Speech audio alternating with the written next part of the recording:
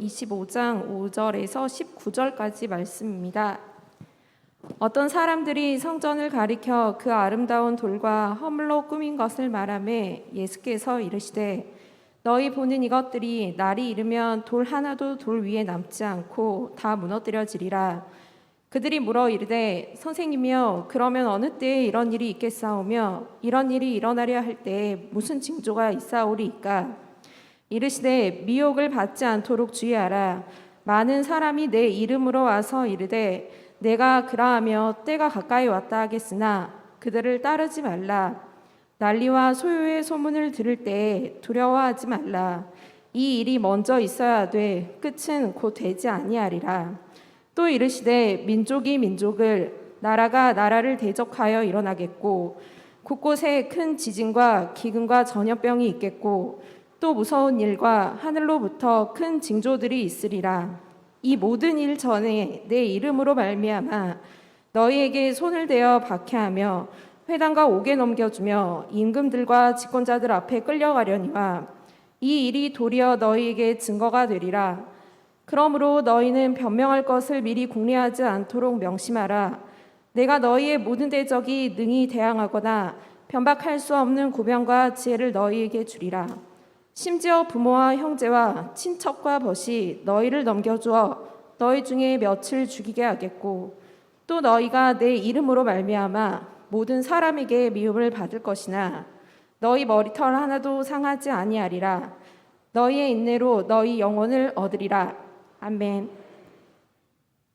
심판과 징조 앞에서의 신앙이라는 제목으로 말씀 강론해 주시겠습니다.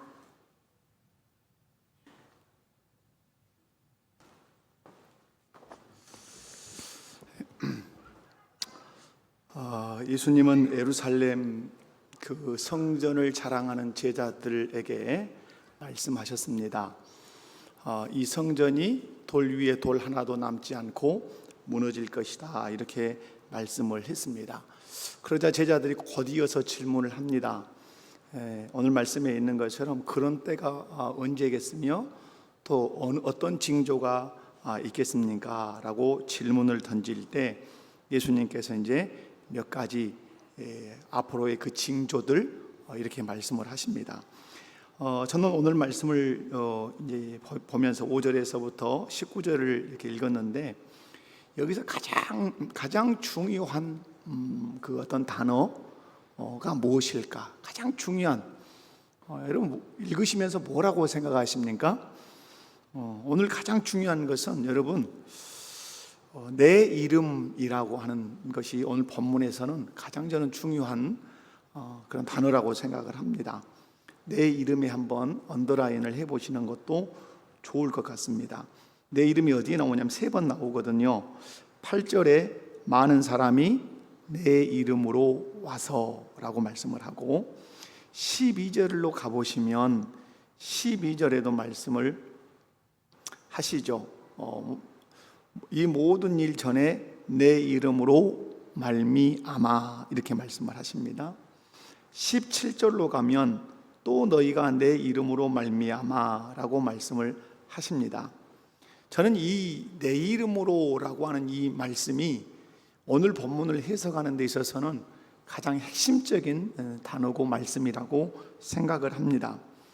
여러분, 내 이름으로 말미암아, 왜 이 말씀을 예수님께서 이렇게 하셨을까 하는 것은 종말이라고 하는 이런 때를 지금 예수님께서 그 징조를 말씀을 하시지만 더 중요하게 지금 내 이름이라는 이 존재성을 드러내시는 것은 이 종말의 때를 살아간다 하더라도 가장 중요한 것은 삶의 중심성을 어디 둘 것이냐 하는 것이죠.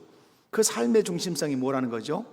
내 이름, 예수님이어야 한다는 사실을 예수님이 지금 가르쳐주고 싶어 하시는 것입니다. 우리는 종말에 일어날 일들에 대해서 관심을 많이 갖습니다. 그러다가 놓치는 것이 무엇입니까? 예수님을 놓치는 경향이 있다고 하는 사실이죠. 오늘 우리가 본문을 읽으면서 놓치지 않아야 되는 것, 뭐 난리가 있다느니, 기근이 있다느니, 전염병이 있다느니, 뭐 미움이 있다느니, 박해를 받는다더니, 이런 것보다 더 중요한 것은 예수님 그분을 놓쳐서는 절대로 안 된다는 사실이죠. 여러분, 삶의 중심성, 주님 오실 때까지 우리의 삶의 중심성 누구여야 한다는 겁니까? 예수 그리스도셔야 한다는 것이죠. 예수님을 믿고 세례를 받을 때 예수님을 누구로 고백합니까? 예수님을 나의 구주라고 고백합니다. 그래서 질문하죠. 문답자가 당신에게 예수님이 누구십니까? 라고 질문을 합니다.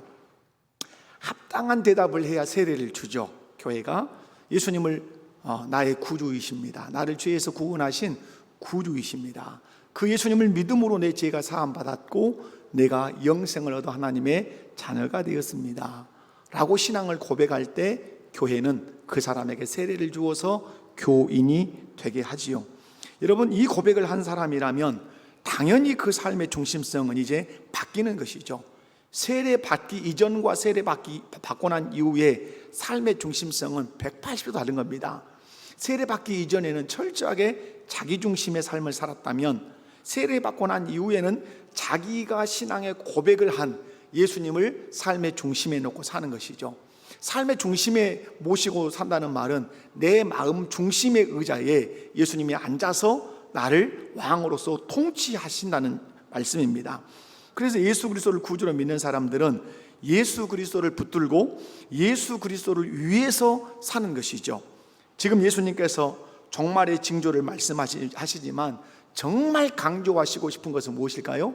예수님 자신이라고 하는 사실입니다. 여러분, 이제 종말의 때에 사람들이 중심을 어디 두고 살 것이냐 하는 건데, 오늘 예수님은 누구를 중심에 놓으라는 것이죠? 예수님을 중심에. 언제까지? 예수님 재림하실 때까지. 그런데 예수님 재림하실 때가 가까우면 가까울수록 사람들은 예수님을 자기 삶의 중심에 두지 않고 살 것이라는 것을 디모데서를 통해서 말씀합니다. 한번 성경을 펼쳐봅시다. 디모데후서 3장 말씀입니다. 디모데후서 3장 1절 말씀을 한번 찾아봅시다. 자, 디모데후서 3장 1절에서 5절 말씀인데요. 자, 디모데후서는 345쪽에 있습니다. 1절에서 5절을 함께 읽도록 합니다. 시작. 너는 이것을 알라. 말세에 고통하는 때가 이르러 사람들이 자기를 사랑하며 돈을 사랑하며 자랑하며 교만하며 비방하며 부모를 거역하며 감사하지 아니하며 거룩하지 아니하며 무정하며 원통함을 풀지 아니하며 모함하며 절제하지 못하며 사나우며 선한 것을 좋아하지 아니하며 배신하며 조급하며 자만하며 쾌락을 사랑하기를 하나님 사랑하는 것보다 더하며 경건의 모양은 있으나 경건의 능력을 부인하는 자니 자들에게서 내가 돌아서라. 자, 펴놓고 보십시오. 말세에는 사람들이 누구를 삶의 중심에 놓고 산다는 거죠. 여기서 삶의 중심에 있다고 하는 것은 어떤 단어로 표현했냐면 사랑이라고 하는 단어로 표현을 했어요. 여러분, 2절에 보면 1절에 말세에 고통하는 때가 이르는데 2절에 사람들이 누구를 사랑합니까? 자기를 사랑해요. 자기 사랑. 그러니까 자기를 사랑한다는 말은 삶의 중심에 누가 놓여 있다는 거냐면 자기가 놓여 있다는 거예요. 자기가 왕. 이것이 이제 사사시대의 삶이에요. 자기가 왕이 되는 삶. 자기가 기뻐야 기쁜 것이고 자기가 좋아야 좋은 것이에요. 우리 그리스도인들은 그렇지 않죠. 우리 그리스도인들은 주님이 기쁘셔야 기쁜 것이고 주께서 좋아하셔야 좋은 것이에요. 내가 아무리 좋아도 주께서 싫어하시는 것이면 거기에 낙심을 해야 되는 것이 그리스도인이죠. 근데 오늘 2절에 사람들이 자기를 사랑한다 그래요. 삶의 중심에 누가 있다? 자기가 있다. 또 하나 돈을 사랑한다 그래요. 우리 중심에 뭐가 있다는 거죠? 돈이 있다고 하는 사실. 물질제의주의. 돈이면 다 된다고 하는 물질제의주의. 우리가 지금 다음 세대를 위해서 기도하고 또 헌금기도, 봉헌기도 할 때 그 태의 열매를 위해서 기도하는데 지금 오늘 판려전도회가 지금 가임 부부잖아요. 지금 따지고 보면 임신이 가능한 부부들이란 말이에요. 지금 여러분 우리나라의 위기이기도 하지만 전 세계적인 위기가 뭡니까? 출산을 꺼려한다고 하는 사실이에요. 이것은 그냥 사람들이 자기 편의와 여러 가지를 말하지만은 그 배후의 역사에는 철저하게 사단이 있다고 여러분 믿으셔야 돼요. 왜? 우리 하나님은 천지를 창조하실 때 우리 인간에게 복을 주시며 사명으로 주신 것, 복으로 주신 것 뭡니까? 생육하고 번성하고 땅에 충만하고 땅을 정복하고 모든 것을 다스리라고 하시는 것을 복으로 주시고 사명으로 주셨단 말이에요. 근데 그 모든 것을 깡그리 지금 무시해. 근데 그 중에 하나, 왜 아이를 낳지 않느냐라고 하는 그 질문에 무엇이 탁 놓여 있습니까? 돈입니다. 돈, 양육비. 그래서 저는 방송 매체가 아주 나쁜 짓거리를 하고 있다. 자꾸 말을 무슨 말을 합니까? 양육비 얘기를 자꾸 꺼낸단 말이에요. 한 사람을 양육하는데 얼마, 1억이더니 2억이더니 이딴 소리를 자꾸 하니까 겁이 덜컥덜컥 나는 거예요. 아파트 한 채 사는 것도 평생 그냥 막 끌어모아도 아파트 한 채 살까 말까. 여러분, 아파트가 우리 삶의, 아파트를 가지는 것이 우리 삶의 목표가 아니지 않습니까? 그런데 우리의 삶의 목표가 아파트 한 채 내 재산은 목록 1호로 갖고 있는 것이 성공한 것인 것처럼 이렇게 개념이 딱 돼 있단 말이에요. 그러면서 그렇게 아파트 한 채 살려면 돈이 많이 드는데 어떻게 아이를 낳을 수 있느냐? 하나, 둘, 셋. 이건 뭐 생각할 수 없는 것처럼 얘기하죠. 왜? 아이를 낳고 양육하는 것도 그 중심에 뭐가 놓여 있는 거죠? 돈이 놓여 있다는 사실을 알 수가 있어요. 그 다음에 뒤로 넘어가 보면 4절 마지막 부분에 보면 쾌락을 사랑하기를 하나님 사랑하는 것보다 더한다, 이렇게 돼 있어요. 사람들이 이제 뭘 사랑해요? 쾌락이에요. 쾌락. 그래서 마지막에는 인간은 뭘 추구하죠? 쾌락을 추구하는 거예요. 그래서 여러분, 로마서에서 사형 언도를 받는 사람들이 순리로 쓸 것을 영리로 쓰죠. 그 영리가 무엇입니까? 남자가 여자 쓰기를 거절하고 여자가 남자 쓰기를 거절하고 남자가 남자를, 여자가 여자를. 왜 이것이 있죠? 이것이 쾌락 때문에 있는 거예요. 쾌락 때문에 동성애가 있는 것이란 말이에요. 그 음란함에서 오는 쾌락 때문에. 그러므로 오늘 이 말씀을 통해서 우리가 눈여겨보아야 할 것은 말세의 삶의 중심에 무엇이 놓일 것이냐는 것은 치열한 전쟁이고 싸움이라고 하는 사실이에요. 그런데 예수님께서 말세에 대한 얘기를 쭉 하시는데 예수님은 던지신단 말이에요. 중간중간에 내 이름으로 말미암아, 내 이름으로 말미암아. 무슨 말씀이냐면 이 세상이 전쟁이 나고 난리가 나고 별일이 있어도 네 삶의 중심은 나여야 한다는 사실을 말씀을 하시는 것이에요. 우리 오늘 판려전도에 해온 한 사람 한 사람이, 또 우리 목포교회 속하는 모든 성도들이 점검해 봐야 돼요. 말씀의 거울로 내 마음을 잘 들여다봐야 돼요. 내 삶의 중심이 무엇인가? 내 마음의 의자에 왕으로 떡하니 차지하고 있는 존재가 예수 그리스도인가? 난가? 돈인가? 쾌락인가를 잘 살펴셔야 돼요. 그리고 예수 그리스도의 자리를 찬탈한 도적놈이 있다면 끌어내리고 그 자리를 예수께 내어드리는 삶을 살아야 돼요. 이것이 예수님께서 오늘 우리에게 요구하시는 삶이라고 하는 사실이에요. 그렇다면 예수님을 중심으로 모신 사람의 그 삶은 무엇으로 표현되느냐, 이 얘기예요. 저는 이 세 가지를 가지고 지금 설명을 해가는 거예요. 여러분, 21장에서 말씀하죠. 8절에서 많은 사람이 내 이름으로 와서 내 이름으로 말미암아, 내 이름으로 이 세 개를 통칭해서는 무엇이다? 예수님이 요구하시는 것은 삶의 중심에 누가 있어야 된다? 예수님이 계셔야 된다라고 하는 것을 총괄적으로 제가 묶어서 설명을 하고, 그 다음에 이제 8절에 많은 사람이 내 이름으로 와서라고 말씀해요. 여기 읽어보시면 이제 8절을 보면 미혹을 받지 않도록 주의해라. 많은 사람이 내 이름으로 와서 이르되 내가 그라 하며 때가 가까이 왔다 하겠으나 그들을 뭐하지 마라, 따르지 마라. 이게 중요한 거죠. 이제 내 이름으로 와서 나를 따르라고 할 것이다. 자기를 따르라고 할 거다. 지금 무엇을 얘기하는 거죠? 따름을 얘기하는 거예요. 누구를 따를 거냐를 잘 생각해라. 말세에는 누구를 따르느냐가 우리의 신앙생활이나 삶의 결정적인 거라 이 말이에요. 그런데 여러분, 그래서 여러분, 오늘 말씀의 구조를 보면 박해받는 것을 먼저 말씀하거나 미움받는 것을 먼저 말씀하지 않고 가장 먼저 내 이름을 꺼낼 때 무슨 얘기를 먼저 꺼내셨습니까? 따름에 대한 말씀을 먼저 했다는 사실을 구조적으로 이해를 하셔야 돼요. 박해받는 말씀, 미움받는 말씀 하다가 저 뒤에 가서 나를 따르라 이런 말씀을 하지 않고 가장 먼저 내 이름을 꺼낼 때 따름에 대해서 말씀했어요. 누구 따르라? 나를 따르라 이 말이에요. 예수님의 제자들을 선택하시고 가장 먼저 던지신 말씀이 뭐죠? 나를 따르라고 하시는 거예요. 누구를 따르느냐는 우리의 미래가 결정되는 거예요. 천국이냐 지옥이냐.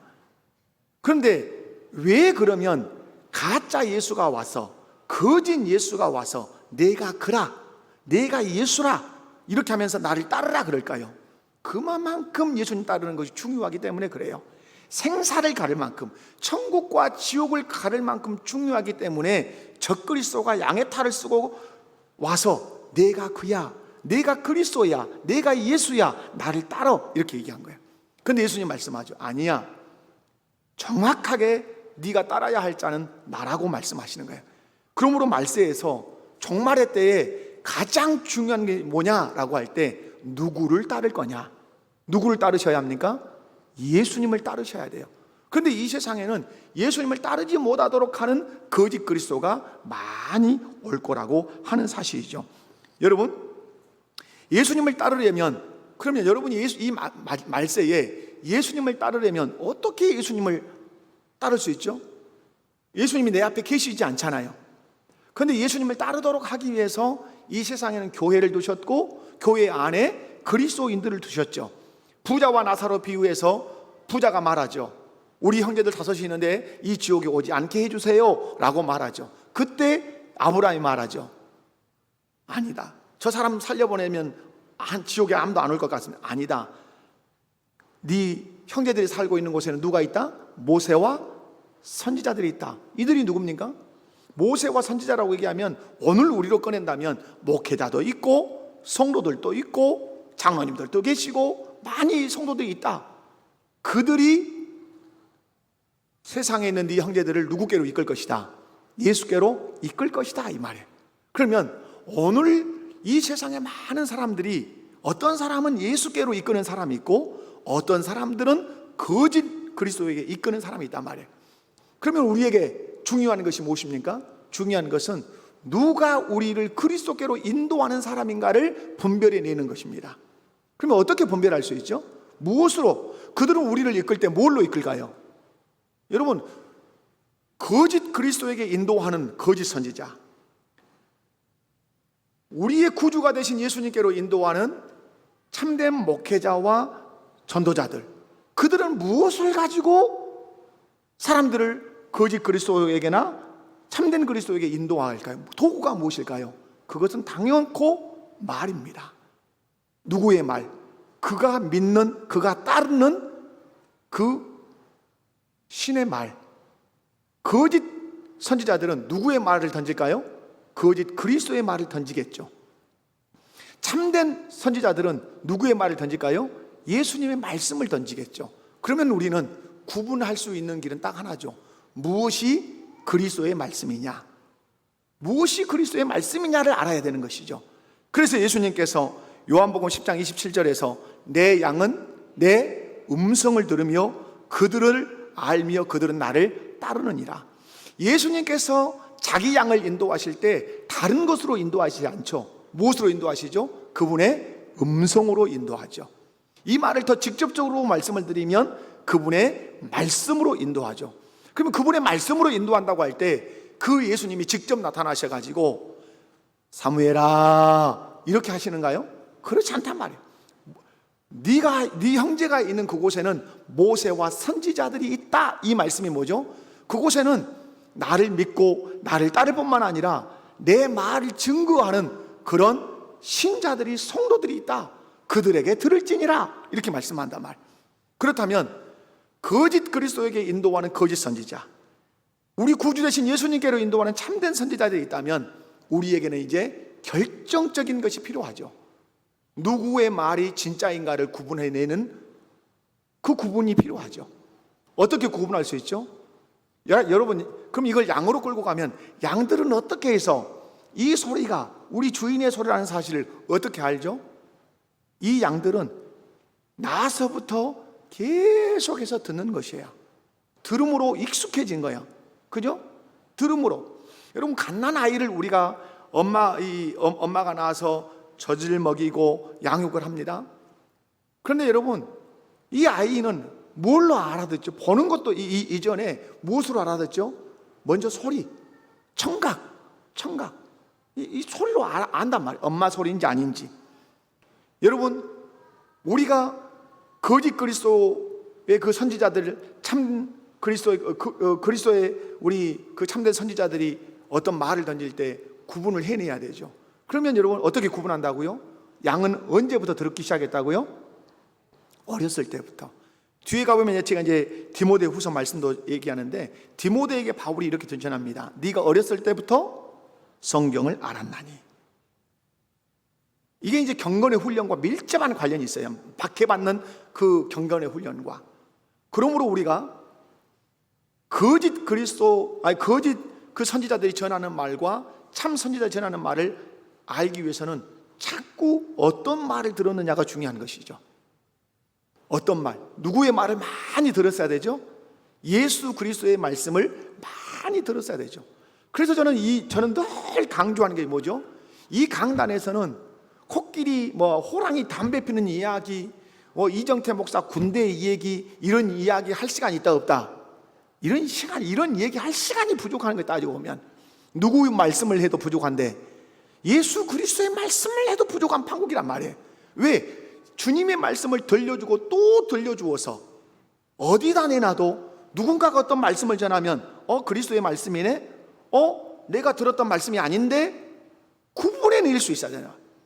그래야 우리가 예수님을 바르게 따라갈 수 있다고 하는 사실이죠. 사랑하는 성도 여러분, 또 우리 판교전도 회원 여러분, 그런 의미에서 저는 여러분에게 강조하고 싶습니다. 예수님을 여러분이 따르기 위해서 예수님의 음성을 잘 알아들으시고 예수님의 음성을 잘 알아듣기 위해서 성경을 읽고 성경을 배우고 성경을 암송하고 설교 노트를 쓰고 다시 한번 교제하면서 나누고, 그래서 누구의 음성이 내게 완전히 익도록 예수 그리스도의 음성이, 예수 그리스도의 말씀이 내 귀에, 내 가슴에, 내 뇌리에 완전히 익도록. 여러분, 우리가 어렸을 때 집에서 잠을 자면 엄마 소리인지 아빠 소리인지 압니까 모릅니까? 알지요. 알아요. 아무쪼록 여러분, 예수님을 중심에 모시고 사는 사람은 그 신앙의 태도를 무엇으로 보입니까? 예수님을 따름으로 보인단 말이에요. 근데 따를 때 무엇을 듣고 따른다고요? 그분의 음성을 듣고 따른단 말이에요. 아무렇게 따르는 게 아니에요. 그런데 여러분, 오늘 말씀에 보면 어떤 말씀을 하냐면 때의 얘기를 하면 때. 거짓 선지자가 와서 무슨 말을 한다고요? 8절에 보면 내가 그락하고 그 뒤에 말이 뭐죠? 때가 가까이 왔다. 사람들, 신앙생활을 하는 사람들이 어디에 빠질 가능성이 있다? 때에 빠질 가능성이 있다. 그래서 재림주의가 있는 거야. 다미선교회가 있는 것이고 말세 종말론자들이 있는 거예요. 그래서 거의 모든 이단들은 세대주의를 밑바탕에 깔고 있을 뿐만 아니라 그 종말론이 뭐예요? 다 종말론에 초점이 많이 맞춰져 있어요. 왜? 관심이 어디 있습니까? 그 때에. 그래서 예수님이 그걸 딱 지적하신 거예요. 그래서 사람들이 종말에 대해서 깊이 많이 관심을 가지면 그 사람은 거의 이단에 빠질 가능성도 높아요.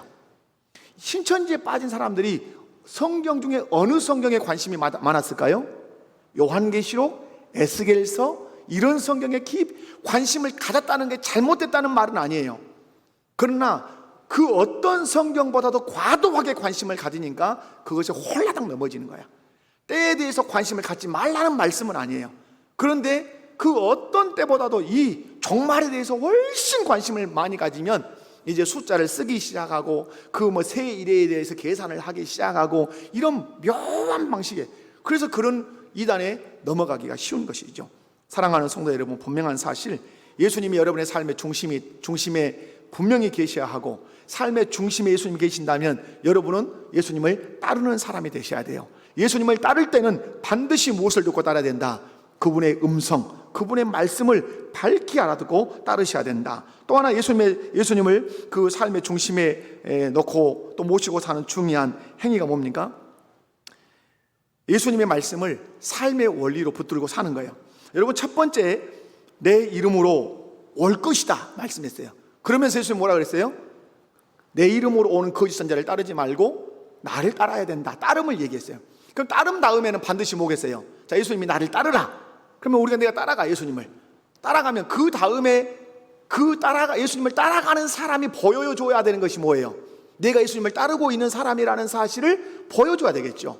그 얘기가 이제 두 개가 나오는 거예요. 아까 이 말씀드린 몇 절과 몇 절이죠? 아까 말씀드린 12절인가요? 12절 말씀을 보면 내 이름으로 말미암아 뭘 받으리라? 박해를 받으리라. 자, 염두에 두셔야 돼요. 내 이름으로 말미암아 너희에게 손을 대어 박해를 받으리라. 자, 그 다음에 몇 절이죠? 17절에 가면 너희가 내 이름으로 말미암아 모든 사람에게 뭘 받을 것이다? 자, 미움을. 여러분 가면 질문이 생겨야 되죠. 자, 가장 먼저 예수님은 내 이름으로 올 거다, 이 거짓 선지자들이. 그러나 그를 따르지 말고 누구 따라라? 나 따라라. 그러니까 예수님 따르겠습니다. 예수님을 따랐더니 뒤에 뭐가 온 거예요? 예수님의 이름 때문에 박해를 받고 예수님의 이름 때문에 미움을 받아요. 그럼 질문이 생기죠. Why? 왜 박해하는가? 왜 미워하는가? 이거죠. 왜 박해할까요? 왜 미워할? 왜 세상이 예수님을 따르는 사람을 좋아하지 않고 박해하고 미워하고 그럴까요?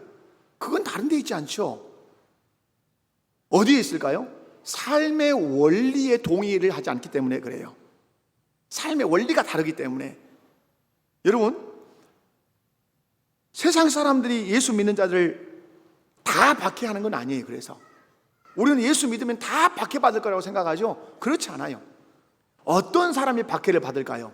예수님의 이름을 내걸고 사는 사람이 박해를 받는 거예요. 여러분, 식당에 가서 밥을 먹어도 예수 안 믿는 사람인 것처럼 눈 멀뚱멀뚱 뜨고 밥 먹으면 아무도 내가 예수 믿는 사람인 줄 모르죠. 그죠? 그런데 식당에 가서 내가 딱 두 손을 모으고 눈을 감고 진지하게 양식 주신 하나님께 기도하면 주변 사람들이 저 사람 예수 믿는 사람이구나 그냥 알죠. 나를 드러낼 때 예수의 이름을 내걸고 드러내는 사람은 박해를 받지요. 어떤 영역에서? 세상은 세상의 방식을 내게 요구해요. 근데 나는 예수님을 믿음으로 하나님 나라 백성이 됐기 때문에 세상의 방식에 동의 불가능한 거예요. 세상의 방식에 나 안 된다.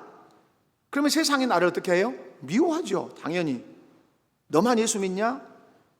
우리 목포교회 다니는 모 집사는 술도 한 잔씩 하더라. 예를 들어서 너만 이렇게 나온단 말이에요. 예수님의 명예와 예수님의 이름을 걸고 예수님의 말씀을 삶의 원리로 딱 삼고 살면 뭐가 짱 부딪히는 거죠? 세상의 원리와 예수님의 원리가 부딪히죠. 부딪히면 미움받고 부딪히면 박해를 받게 되어 있는 것이죠. 그래서 오늘 왜 내 이름으로 박해를 받고 내 이름으로 미움받는가? 그건 다른 게 아니죠. 예수님을 따르는 사람은 반드시 예수님의 말씀을 삶의 원리로 붙들고 살 수밖에 없고, 예수님의 말씀을 삶의 원리로 붙들고 살면 세상의 원리에 동의하지 않기 때문에 박해받고 미움받는 것은 너무나 당연한 사실이죠. 그러나 예수님을 따른다고 하면서도 예수님의 그 말씀을 삶의 원리로 붙들고 살지 않은 사람은 세상의 원리 앞에 동의하죠. 예스! 동의하죠. 그래서 갈멜 산상에서 엘리야가 외친 외침이 우리의 귀전에 생생하게 들려오죠. 엘리야가 외치죠. 백성들에게. 엘리야가 있고 바알과 아세라 선지자가 있는데 그 중간에 지금 이스라엘 백성이 서서 어찌할 바를 몰라요. 엘리야가 뭐라고 외칩니까? 바알을 선택하든지 여호와 하나님을 선택하든지 선택해라. 왜 두 사이에서 머뭇머뭇하고 있느냐? 이렇게 얘기하죠. 회색신앙이라 이 말이에요. 회색신앙. 어느 날을 보면 여호와 하나님을 믿는 것 같은데 어느 날 보면 바알신을 섬기는 신자로 서 있단 말이에요. 그게 어찌 갈멜 산상에 서 있는 이스라엘 백성만이 그러겠냐 이 말이에요. 마지막 때 예수님 초림하시고 승천하시고 이제 그 승천과 재림 사이에 살고 있는 우리에게 던지시는 말씀이란 말이에요. 누가 박해받냐?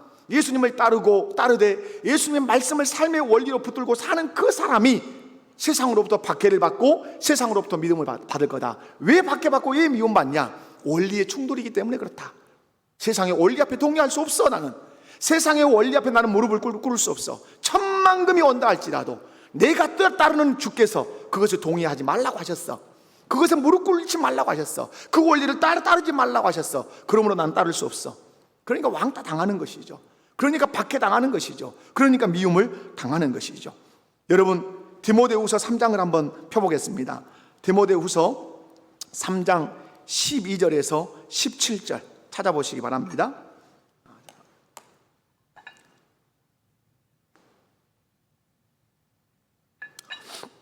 디모데후서 3장 12절 17절 다 같이 한 목소리 있습니다. 시작. 또 예수 안에서 경건하게 살고자 하는 자는 박해를 받으리라. 악한 사람들과 속이는 자들은 더욱 악하여져서 속이기도 하고 속기도 하나니, 그러나 너는 배우고 확신한 일에 거하라. 너는 내가 누구에게서 배운 것을 알며 또 어려서부터 성경을 알았나니, 성경은 능히 너로 하여금 그리스도 예수 안에 있는 믿음으로 말미암아 구원에 이르는 지혜가 있게 하느니라. 모든 성경은 하나님의 감동으로 된 것으로 교훈과 책망과 바르게 함과 의로 교육하기에 유익하니, 이는 하나님의 사람으로 온전하게 하며 모든 선한 일을 행할 능력을 갖추게 하려 함이라. 아멘. 자, 12절에 무릇 그리스도 예수 안에서 경건하게 살고자 하는 자, 이 사람이 누굽니까? 예수 그리스도를 따르는 자예요. 예수 그리스도를 따른다는 말은 예수님의 말씀을 삶의 원리로 붙들고 사는 사람이에요. 이것이 경건함이에요. 그래서 여기서 무릇 그리스도 예수 안에서 경건하게 살고자 하는 자, 경건하게 산다고 하는 것은 누구 안에 있는 자인가? 그리스도 예수 안에 있는 자다. 그러면 경건하게 사는 것이 무엇이냐? 13절, 악한 사람들과 속이는 자들은 더욱 악하여져서 속이기도 하고 속기도 하나니, 이것이 세상 사람들의 삶의 원리란 말이에요. 자기 이익을 위해서는 사기도 치는 거예요. 거짓말도 하는 거예요. 문서도 이주하는 거예요. 이것이 세상의 원리. 그런데 예수님을 따르는 사람들은 이 원리 앞에 동의한다 하지 않는다? 동의하지 않아요. 그러니까 박해가 있는 거예요. 그죠? 그래서 12절 말씀에 보면 경건하게 살고자 하는 자는 뭘 받으리니? 박해받죠. 그게 미움 받는 거죠. 그러면 우리의 삶의 원리는 뭐냐? 14절부터 쭉 나오죠. 어려서부터 디모데가 배웠던 모든 성경이 삶의 원리란 말이에요. 이 하나님의 말씀이 삶의 원리인데, 그 말씀이 어떻게 하죠? 교훈하고 책망하고 바르게 하고 의로 교육하지요. 그래서 우리를 유익하게 해서 선한 일을 행하는 능력을 우리에게 준다고 말씀하죠. 사랑하는 우리 팔여전도 회원 여러분, 그리고 우리 목포교에 속한 모든 성도 여러분, 여러분 예수님을 믿으십니까? 그럼 여러분 예수님을 나의 구주로 믿는다면 예수님을 따르십니까? 예수님을 따르신다면 여러분의 삶의 원리가 예수님 말씀입니까? 왜 점점 아멘이 줄어들어 버립니까? 예수 믿는 자니까 거기는 아멘이 크다가 점점 쇠퇴하네요. 여러분, 예수님 우리는 믿습니다. 그리고 우리는 예수님을 따릅니다. 예수님을 따르기 때문에 예수님이 주신 그 말씀이, 그 명령이 우리의 삶의 원리입니다. 잘 살든 못 살든 우리는 그것을, 말씀을 삶의 원리로 삼고 살아갑니다. 넘어질 때는 어떻게 합니까? 넘어질 때는 다시 일어서죠. 우리 임직자들 교육할 때 제가 그 말씀 드렸죠. 기도라고 하는 것은 뭘 달라고만 하는 게 기도가 아니다. 기도는 살아가겠다고 아우성을 치는 것이다. 넘어졌어요. 넘어지면 여러분 어른이 막 그 길을 걸어가다가 팍 넘어지면 어째요? 좀 센 얘기로 하면 막 대낮에 걸어가다가 내 때 확 자빠졌어. 그러면 어쩌죠? 쪽팔리죠. 쪽팔려요, 안 팔려요? 쪽팔리니까 계속 누워있어요. 아픈 거 하고 누워있어요. 팔딱 일어납니다. 그리고 털고 안 넘어진 것처럼 걸어갑니다. 그것이 예수 믿는 것입니다. 넘어질 수 있습니다. 그러나 넘어진 것을 쪽팔려 할 줄 아는 것이 예수 믿는 사람입니다. 그리고 그 자리에 펄떡 일어나서 주님 앞에 털고 일어서서 기도하는 것입니다. 주님, 다시 쪽팔리게 넘어지지 않게 해주십시오. 그렇게 또 걸어가는 것입니다. 그러다가 또 나도 모르게 또 넘어집니다. 걔 쪽팔렸네. 나만 쪽팔린 게 아니라 내가 믿는 예수님도 쪽팔리게 했네. 그분의 명예, 그분의 이름을 더럽혔네. 그것이 성가신 거예요. 그것이 제가 그 얘기도, 우리 제 딸 의진이가 이제 시집을 갔습니다만은 제 마음에 안 든 영역이 있어서 제가 장문의 편지를 제 딸에게 썼습니다. 썼더니 제게 편지가 왔어요. 그리고 제 앞에 와서 막 울어요. 하염없이 울어요, 딸이. 왜 우냐? 그랬더니 아빠가 나를 얼마나 사랑하는 줄 아는데, 아빠가 나를 얼마나 챙기는 줄 아는데 내가 아빠 마음을 상하게 한 것이 너무너무 속상하다는 거예요. 그것이 예수 믿는 거예요. 그죠? 다른 것 때문에 마음 아픈 게 아니라 내가 내가 하나님의 말씀대로 살지 못해 넘어졌을 때 우리 주님 마음이 얼마나 아픈가 그거 헤아려서 그것이 속상한 것, 그것이 속상한 그 마음 갖는 것, 그것이 예수 믿는 거란 말이에요. 넘어질 때 어떤다고요? 말씀대로 살지 못해서 넘어지면 어떤 마음 갖는다? 쪽팔리다. 발딱 일어나셔야 되죠. 그리고 기도해야 되죠. 하나님 넘어지지 않게 해달라고. 여러분, 예수 믿는다는 이유로 박해받는다, 미움받는다, 왜 이 결론이 있는 거예요? 그 사람 경건하게 살고 있다는 증거예요. 여러분, 오늘 본문에 나오는 수많은 환난이 있어요. 근데 이것이 어느 날 세트로 우리 앞에 딱 놓인다고 생각은 하지 마십시오. 지금 우리가 살고 있는 현장 속에 이런 환난들이 있어요. 코로나, 교회를 한번 흔들어 본 거 아니에요. 제가 뭐라고 말씀을 드렸습니까? 이런 코로나와 같은 것은 다른 것이 아니다. 우리 어릴 때, 저희 어릴 때 어머니 콩이나 이런 깨나 이런 거 하면 키질 하죠. 키질은 어느 때 합니까?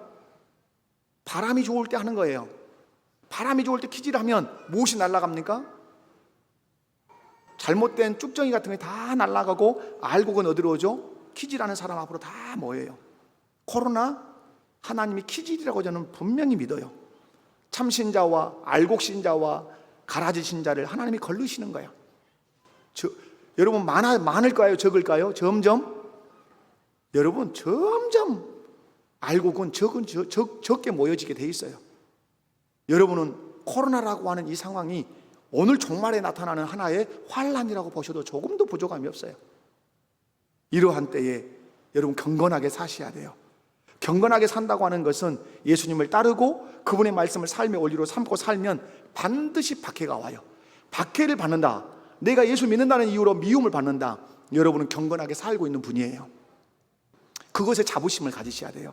야, 나 그래도 좀 괜찮은 것 같은데 사람들이 나 예수 믿는다고 좀 미워하고 왕따시켜? 나 미워하네? 꽤 괜찮게 사신 것이죠. 세상 속에서 그래서 항상 칭찬받을 것이라고 기대하지 마십시오. 오늘 예수님 말씀했어요. 내 이름으로 박해받을 거다. 내 이름으로 미움을 받을 것이다. 이것이 그리스도인에게는 훈장일 수 있다고 바울 사도는 갈라디아서를 통해서도 그렇게 말씀을 하십니다. 우리 반려전도회 회원 여러분, 화이팅! 예수님 중심에 모시고 예수님 따르고, 그죠? 그리고 예수님 말씀을 삶의 원리로 삼고 살아서 세상 속에서 때로는 박해받고 미움받더라도 그것이 하나님께 영광이라는 사실을 알고 신앙의 걸음을 잘 걸어가는 우리 목복의 모든 성도들 되시기를 주님의 이름으로 축원합니다. 자비로우신 아버지 하나님 감사합니다. 귀한 말씀 통해서 우리가 삶의 중심을 어디에 두고 또 누구를 따르며 어떤 삶의 원리를 가지고 살아야 할 것인지를 가르쳐 주시니 감사합니다. 우리 판려전도회, 우리 목복교회가 예수님 중심에 두고 예수님을 따르며 예수님 말씀을 삶의 원리로 삼고 살아서 때로는 미움받고 때로는 박해받지만 하나님 나라를 확장하고 하나님께 영광 돌리는 삶을 살아가게 하옵소서. 예수님의 이름으로 기도하옵나이다.